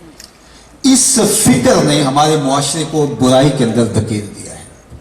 آج استاد بھی یہ کہتا ہے کہ مجھے کیا لگے، بس میرا کام پڑھا دینا ہے، باقی ٹھیک ہے، اس کا معاملہ ہے۔ آج جو ہے وہ محلے کا بوڑھا بھی یہی کہتا ہے، آج ممبر و محراب کا جو وارث ہے وہ بھی یہ کہتا ہے کہ میں ان کو ایسی گفتگو سناؤں کہ یہ خوش ہو جائیں، نعرے لگائیں، اٹھ کے نوٹ پھینکیں اور مجھے پذیرائی بخشیں، مجھے عزت دیں، مجھے کیوں ان سلگتے مسائل پر بات کرنے کی ضرورت ہے؟ ہمیں کیا لگے اپنے گھر کو چھاج بجائے یا چھلنی۔ اس فکر نے معاشرہ توڑ کے رکھ دیا، اور کوئی کسی کو کہنے کا اس کا جواب یہ بھی دیا جاتا ہے، دلیل جناب یہ کہنے کا دور نہیں رہا۔ میں اس بات کو مانتا ہوں، واقعی یہ اس طرح سے دور نہیں رہا، یہ دور اس لیے نہیں رہا کہ ہم نے کہنا چھوڑ دیا۔ پہلے بوڑھا بزرگ بھی کہتا تھا، محلے کا بزرگ بھی کہتا تھا، امام صاحب بھی کہتے تھے، استاد سے ڈرتے تھے بچے کہ یہ امر گو میری تعلیم کا حصہ، میرے تعلم کا حصہ نہیں ہے، میرے نصاب کا حصہ نہیں ہے، لیکن یہ استاد کو برا لگے گا، اور وہ جھجکتا تھا۔ نتیجے کے اندر خیر کی قوتیں پنپتی تھی، برائی سکڑتی تھی۔ لیکن ہم نے جب سے یہ طے کر لیا کہ ہمیں کیا لگے اور ہم نے اس کو ترک کر دیا، تو معاشرہ جو ہے وہ بتدریج برائیوں کا شکار ہوتا چلا گیا۔ اس کی نفی میرے اور آپ کے آقا مولا نے اتنی خوبصورت مثال سے دی، ہمارے ماں باپ ان پہ قربان، اور لاکھوں درود حضور پہ۔ فرمایا کوئی آدمی سمندری سفر پہ تھے اور کشتی پہ بیٹھے، اور سب نے اپنی اپنی جگہ طے کر لی کہ یہ اتنی جگہ میری ہے، یہ میری ہے، اور ایک آدمی اپنے حصے کی جگہ پر سوراخ کرنے لگ جاتا ہے۔ اور اگر سارے یہ کہتے ہیں کہ ہمیں کیا لگے اپنے حصے کی جگہ پہ سوراخ کر رہا ہے، اور اس کا ہاتھ نہیں پکڑتے، تو تھوڑی دیر کے بعد نیچے سے پانی آئے گا، وہ بھی ڈوبے گا، اور جتنے بھی کشتی کے اندر بیٹھے ہیں سب ڈوب جائیں گے۔ تو کہا اگر اس کا ہاتھ پکڑ لیتے ہیں، اس کا ہاتھ پکڑتے ہوئے ظاہر اس کو برا بھی لگے گا، لیکن وہ بھی بچ جائے گا اور یہ سارے بچ جائیں گے۔ آج ڈوبتے ہوئے معاشرے کو ہم ڈوبنے دے رہے ہیں، اور ہم سمجھتے ہیں کہ ہم بچ جائیں گے، لیکن یہ لگی ہوئی آگ ہمارے گھروں تک بھی پہنچے گی، اور یہ کشتی میں داخل ہوتا ہوا معاشرے کی کشتی کو جب ڈبوئے گا تو ہم بھی نہیں بچ پائیں گے۔ تو اس لیے خیر کے ساتھ کھڑے ہو جانا اور خیر کا ساتھ دینا، اور اچھائی کو پنپنے کا موقع فراہم کرنا اور برائی کو سکیڑنے کی کوشش کرنا، یہ سیرت کا پہلو ہے۔ تو ام المومنین نے میرے اور آپ کے آقا مولا حضور ختم المرتبت کی سیرت کے یہ 6 پہلو بیان کیے۔ میں دوبارہ ان کو دہرا دیتا ہوں، اور اس امید کے ساتھ کہ اللہ مجھے بھی عمل کی توفیق دے اور آپ سب کو عمل کی توفیق دے، کیونکہ اگر عمل نہیں ہے تو پھر کچھ بھی نہیں ہے۔ بو علی سینا بہت بڑا فلسفی گزرا ہے، تو وہ شیخ شبلی کی بارگاہ میں آیا کرتا تھا۔ ایک زمانہ تھا کہ جو مشاہیر تھے وہ صوفیاء کے پاس آ کے بیٹھا کرتے تھے، ان کے پاس آ کے سیکھا کرتے تھے۔ امام احمد بن حنبل جیسے شخص حضرت بشر حافی کے پیچھے دوڑتے، تو کسی نے کہا کہ آپ اتنے بڑے عالم ہیں اور بشر حافی ایک ناخواندہ سا شخص ہے اور آپ اس کے پیچھے دوڑتے ہیں، تو امام احمد بن حنبل کہنے لگے کہ احمد بن حنبل جس رب کو مانتا ہے، بشر حافی اس رب کو جانتا بھی ہے۔ تو یہ اہل اللہ کے پاس جایا کرتے تھے۔ تو شیخ شبلی کے پاس بو علی سینا آئے، تو کچھ دیر وقت گزارا، اور پھر جب واپس جانے لگے تو حضرت کی خانقاہ کے ایک خادم سے کہا کہ میرے بارے حضرت اگر کچھ ارشاد کرے تو مجھے لکھ بھیجنا۔ تو ایک دن خادم نے بات چھڑی کہ حضرت وہ بو علی سینا آیا تھا، تو اس کے بارے میں آپ کی رائے کیا ہے؟ تو فرمانے لگے خوب است، اچھا آدمی تھا۔ تو انہوں نے خط میں لکھا کہ حضرت نے یہ فرمایا، تو یہ ایک رسمی لفظ تھا۔ تو کہا کہ یہ اس سے مجھے تسلی نہیں ہوئی، دوبارہ کبھی بات چھڑنا تو دوبارہ دیکھنا کہ کیا کہتے ہیں۔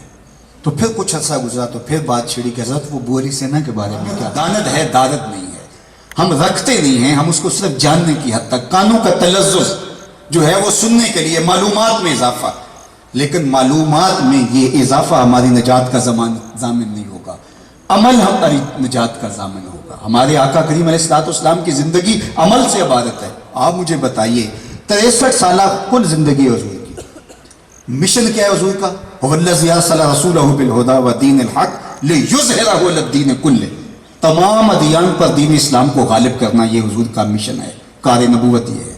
اور اس کے لیے ٹائم پیریڈ کتنا ہے؟ 63 برس، اور 40 سال اعلان ہی نہیں کیا۔ یار اتنا بڑا منصوبہ ہو، اتنا بڑا کام کرنے جا رہے ہیں تو بندہ تو جلدی جلدی کرتا ہے کہ جلدی شروع کیا جائے، نقشہ بنتا رہے۔ آپ کو ٹائم دیا گیا یہ عمارت بنانی ہے، کتنے میں؟ یہ 2 سال میں بنانی ہے، تو 1.5 سال اس کا نقشہ ہی بنتا رہے تو آپ تو پریشان ہوں گے کہ یار میرے پاس ٹائم گزرا جا رہا ہے۔ 63 سالہ کل زندگی ہے، اور کام کیا؟ پوری دنیا میں اسلام کا غلبہ، اور 40 سال تک اعلان نبوت ہی نہیں کیا۔ صرف 23 سال حضور علیہ الصلوۃ والسلام اعلان نبوت کے بعد کام کرتے ہیں، لیکن اس کام کے اندر جو اثر ہے وہ 40 سال کے کردار کا اثر ہے۔ تو اثر انداز گفتار نہیں ہوتی، اثر انداز کردار ہوتا ہے۔ کردار کی چمک ہو تو لفظ تھوڑے بھی ہو تو کافی ہوتے ہیں، لیکن اگر کردار نہیں ہے، ہمارے بزرگ جہاں سے گزرتے تھے لوگ کلمہ پڑھتے تھے، اور ہم لوگ جو ہیں وہ لمبی تقریریں بھی کریں تو ہماری باتیں کانوں سے ٹکرا کے جو ہے وہ ہواؤں میں فضاؤں میں پھیل جاتی ہیں، دل میں ترازو ہونے کا فن نہیں جانتی۔ تو اس کا نتیجہ کیا؟ ہمیں عمل کی طرف بڑھنا ہوگا۔ زندگی عمل سے بنتی ہے، جنت ہو یا جہنم ہو۔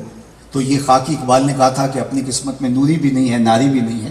اگر عمل سے ہم اپنے آپ کو ہم آہنگ کرتے ہیں تو پھر 2 لفظ بھی کافی ہیں، اور اگر عمل نہیں ہے تو پھر ہم روز کیجئے گا، اجتماعات کیجئے گا، خطبے دیجئے گا، اور صبح سے شام تک سنتے رہیے گا، لیکن وہ سن کر کے جو ہے وہ گزار دیں گے تو کوئی فائدہ نہیں ہوگا۔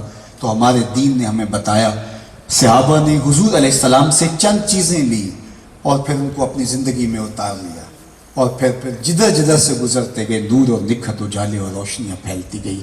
تو آئیے یہ 6 چیزیں ہم اپنی زندگی میں اتار لیں اس عزم کے ساتھ۔ سب سے پہلا انک لتصل الرحم، رشتہ داروں کے ساتھ بہر صورت سلوک اچھا کرنا ہے، ان کا رویہ کچھ بھی ہو۔ دوسرا وتصدق الحدیث، ہر صورت میں سچ بولنا ہے، چاہے ظاہری اس کا نقصان بھی اٹھانا پڑے۔ تیسری چیز کہ وتکسب المعدوم، جس کا کوئی کمانے والا نہیں، مقدور بر اس کی مدد کے لیے کھڑا ہونا ہے۔ اور چوتھی چیز کہ وتقری الضیف، مہمان نوازی کرنی ہے۔ اور 5ویں چیز کہ جس شخص کا کوئی بوجھ اٹھانے والا نہیں، تحمل الکلہ، جس کا کوئی بوجھ اٹھانے والے نہیں، اس کا ہم نے بوجھ اٹھانا ہے، اس کی ضرورت پوری کرنی ہے۔ بعض اوقات کسی کا اتنا بوجھ اٹھا لیں، کوئی دکھوں سے بھرا ہوا ہے اور اس کو کوئی کندھا نہیں مل رہا جس پہ سر رکھ کے اپنا بوجھ ہلکا کر دے، بیٹھ کے اس کی بات ہی سن لیں تو آپ اس کا بوجھ اٹھا لیتے ہیں اور وہ ہلکا ہو کے چلا جاتا ہے۔ تو اس کا بوجھ اٹھانا ہے، اور اگر آپ کے پاس اللہ نے مالی آسودگی دی ہے اس کی ضرورت کو پورا کرنا ہے۔ اور پھر آخری بات وَتُعِينُ عَلَى نَوَائِبِ الْحَقِّ، اور مشکل میں لوگوں کے ساتھ کھڑے ہو جانا ہے۔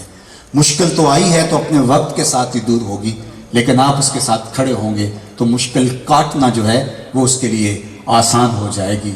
اللہ جل شانہ کی بارگاہ میں دعا ہے کہ ہمیں حضور کی سیرت کے اجالے نصیب کرے، ہمارے باطن ستھرے کر دے، خیالوں کو پاکیزگیاں، سوچوں کو عفت عطا کرے۔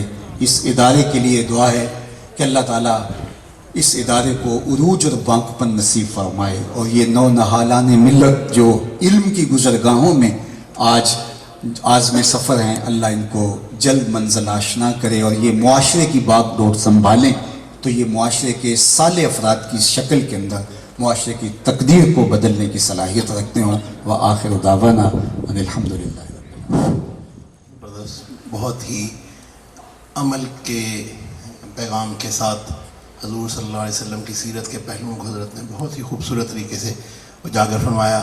اللہ سے دعا بھی ہے کہ اللہ ہم سب کو اس پر عمل کرنے کی توفیق عطا فرمائے۔ میں حضرت کو بتانا چاہتا ہوں کہ الحمدللہ یہاں پہ بہت ساری سوسائٹیز ہیں، اس میں قرأت و نعت سوسائٹی انشاءاللہ ایسے مواقع اپنے طلباء و طالبات کو فراہم کرتی رہے گی۔ میری ایک درخواست ہے حضرت سے کہ یہ ایک ہی دفعہ کی حاضری نہیں، ہمیں بار بار آپ کا دیدار چاہیے اور آپ کے بچوں کے ساتھ ہم کلامی چاہیے۔ تو انشاءاللہ ہم حضرت کو دوبارہ بھی دعوت دیں گے کہ وہ ہمارے بچوں کے ساتھ یہاں بات کریں۔ اس میں اس سارے پروگرام کو آرگنائز کرنے میں ظاہر ہے قرأت الناس سوسائٹی نے بھی کچھ کام کیا، لیکن ہمارے director general doctor Naveed Iqbal صاحب، ان کی سب سے پہلے ان کی خواہش تھی کہ ہم یہ کام ضرور کریں، اور الحمدللہ ہم سیرت کے سیمینارز کے حوالے سے، کیونکہ یہ واحد موضوع ہے اس پر امت جوڑی جا سکتی ہے، ورنہ بہت سارے موضوع پہ اختلاف بھی ہوتے ہیں، لیکن سیرت ایسا موضوع ہے اس پر ساری امت کو جوڑا بھی جا سکتا ہے۔ تو میں بلا تاخیر دعوت دوں گا director general Punjab University Gujranwala campus doctor Naveed Iqbal Chaudhry صاحب کو کہ وہ تشریف لائیں اور باقاعدہ حضرت کا شکریہ بھی ادا کریں۔ ڈاکٹر نوید اقبال چودھری صاحب۔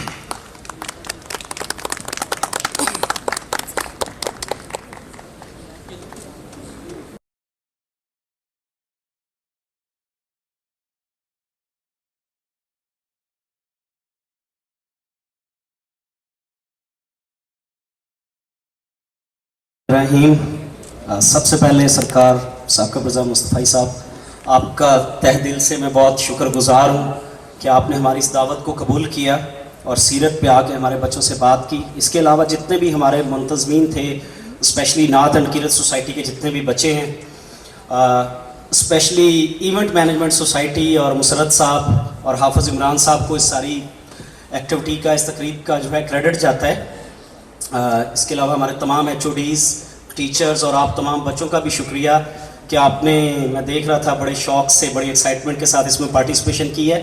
تو میرا بیٹا یہ آغاز تھا، انشاءاللہ آگے چیزوں کو اور لے کے چلیں گے۔ جیسے کہ حافظ صاحب بات کر رہے تھے، جب میں نے اس کیمپس کو ٹیک اوور کیا تھا تو کسی نے مجھ سے پہلا کویسچن کیا تھا کہ آپ کیا تبدیلی لائیں گے، تو میں نے اسے کہا تھا کہ میں سب سے پہلے اس کیمپس میں 5000 اسٹوڈنٹس آن کیمپس آتے ہیں، جو سب سے پہلی چیز ریکوائرڈ ہے وہ میں مسجد بناؤں گا۔ تو سرکار، میں نے نیت کی، ہمارے جو 18 سال کے اندر جو فیس کی مد میں ہم نے بچوں سے مسجد فنڈ اکٹھا کیا تھا وہ صرف 20 لاکھ روپے تھا۔ تو وہ قرآن کا فیصلہ بھی ہے اور اللہ تعالیٰ نیتوں کو نوازتا ہے۔ تو اگر آپ اللہ کا گھر بنانے کی نیت کرتے ہیں تو اللہ منزلیں، راستے خود آسان کر دیتا ہے۔ تو ہمیں ایک ڈونر ملا الحمدللہ، جس نے 3 سے 3.5 کروڑ کا یہ پروجیکٹ اسپانسر کیا، اور وہ اسی کیمپس کا ایک لبنائی اسٹوڈنٹ ہے، ہمارا اسٹوڈنٹ ہے۔ ہمارے لیے بڑی آنر تھی۔ تو دوسرا میرا کوشش یہ تھی کہ ہم اکیڈیمیا کے ساتھ ساتھ بچوں کو دنیا کی تعلیم کے ساتھ ساتھ دین کے لوگوں کے ساتھ جوڑنے کی کوشش کریں گے، اور جتنے پازیٹیو لوگ ہیں ان کو اپنا یہ پلیٹ فارم دیں گے کہ وہ آ کر ہمارے بچوں سے بات کریں۔ تو میرا بیٹا اٹس بگننگ، انشاءاللہ جتنے بھی اچھے لوگ آپ ٹی وی پہ دیکھتے ہیں، جن کو آپ سنتے ہیں، اپارٹ فرام اینی وہ کیا ہے فرقہ یا جو بھی چیزیں ہیں، اس سے اپارٹ ہم سب کو انوائٹ کریں گے۔ جو بھی امت کو جوڑنے والا ہے اس کو یہاں پر لا کر آپ سے بات کرنے کا موقع دیں گے۔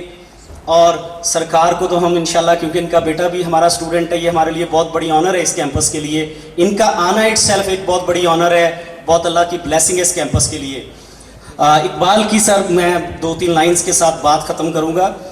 وہ اقبال کا ایک شعر ہے جواب شکوہ کے سلسلہ میں، وہ کہتا ہے کہ میں بدل نہ دوں تیری خاطر ہر چیز کو تو کہنا، پر تو بھی تو اپنے آپ میں انداز وفا پیدا کر۔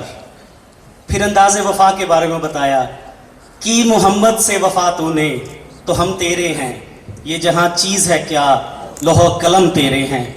اللہ تعالیٰ اقبال ہی کا وہ شعر ہمیں اس طرح کا مسلمان بننے کی ہمت دے۔ ہمارا جو بھی عمل تھا، جو بھی ہماری نیت تھی، اللہ اس کو قبول کرے، آپ کے حق میں اچھا ہو، اس کیمپس کے حق میں اچھا ہو۔ اور اللہ تعالیٰ وہی اقبال کا ایک اور شعر بھی ہے، ہمیں اس طرح کا مسلمان بننے کی ہمت بھی دے، کام کرنے کی توفیق بھی دے سب کو مل کے۔ اتنا ایک دور تھا، اقبال شکوہ میں ہی اس نے لکھا کہ ایک ٹائم تھا مسلمانوں کے بارے میں کہ دشت و دشت دریا بھی نہ چھوڑے ہم نے، بحر ظلمات میں بھگا دیے گھوڑے ہم نے۔ اللہ تعالیٰ آپ سب کا حامی و ناصر ہو۔ جزاکم اللہ خیر۔ سرکار ایک دفعہ پھر ہم آپ کا بہت شکر گزار ہیں، اپنے تمام اساتذہ کی طرف سے، اپنے طلباء کی طرف سے، اور اس ادارے کا ہیڈ آف فیملی ہونے کے ناطے آپ کا میں تہ دل سے، دل کی اتھا گہرائیوں سے شکر گزار ہیں کہ آپ تشریف لائے۔ جزاکم اللہ خیر بیٹا، تھینک یو۔ اقبال چودھری صاحب سے کہ وہ حضرت کو یہاں تشریف آوری کے موقع پر ایک یادگاری شیل اور ایک ہم نے پروگرام کی نسبت سے ایک حضرت کے لیے کیلیگرافی بنوائی ہے، ہماری ایک اسٹوڈنٹ نے بنائی ہے، وہ حضرت کو پیش کریں۔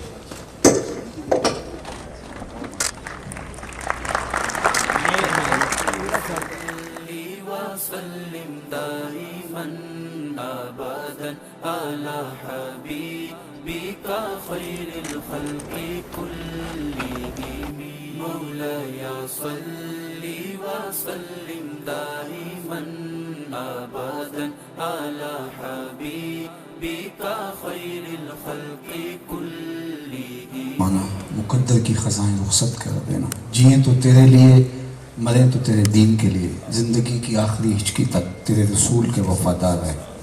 ہر علت، ہر قلت، ہر ذلت سے رہائی دینا، اپنے پاک نبی کے در کی گدائی دینا. نفس و شیطان کے مکر و فریب سے، دجل و تلبیسات سے ہماری حفاظت فرمانا. اللہ ان بچوں کو، بیٹیوں کو، بیٹوں کو سب کو جزائے جزیل عطا کرنا. سیرت پہ عمل پیرا ہونے کی توفیق ارزانی کر دینا.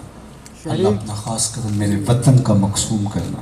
میرے ملک کو معیشت کا جمال اور معاشرت کا حسن عطا کر دینا. سیاسی عدم استحکام سے اور پریشانیوں سے اس ملک کو نکال کے اللہ اس کو صالحیت کے اجالے عطا کر دینا. اس وطن کی نظریاتی اور جغرافیائی سرحدات کی حفاظت فرمانا. عالم اسلام کو کھویا ہوا وقار دینا. اللہ امت کو ہر خیر، ہر بھلائی مقسوم کر دینا. اپنی پناہیں، امان اور حفاظتوں کا حصار مقسوم کر دینا. اللہ اس ادارے کو قدم قدم برکتیں دینا. اپنی خاص عنایتیں عطا کر دینا. بیماروں کو شفا، پریشان حالوں کو خوشحال، معذوروں کو عذر سے نجات، دکھیوں کے دکھ دور فرمانا. اپنی خاص کرم نوازیاں امت مرحومہ کا مقسوم کر دینا. وصلی اللہ تعالی علی النبی الامین وآلہ وسلم. وسلم دائما أبدا على حبيبك خير الخلق كلهم. مولاي صل وسلم دائما أبدا على حبيبك خير الخلق كلهم. میرے مولا صدا تحیات و درود کے گجرے تیرے محبوب پر جو ہے تیری تخلیق بہتری. اسی محبوب سے وابستہ امید شفاعت ہے کہ ہر ہمت شکن مشکل میں جس نے دستگیری کی. نہ کوئی آپ جیسا تھا، نہ کوئی آپ جیسا ہے. کوئی یوسف سے پوچھے مصطفیٰ کا حسن کیسا ہے. زمین و آسمان میں کوئی بھی مثال نہ ملی. مولاي صل وسلم دائما أبدا على حبيبك خير الخلق كلهم. مولاي صل وسلم دائما أبدا على حبيبك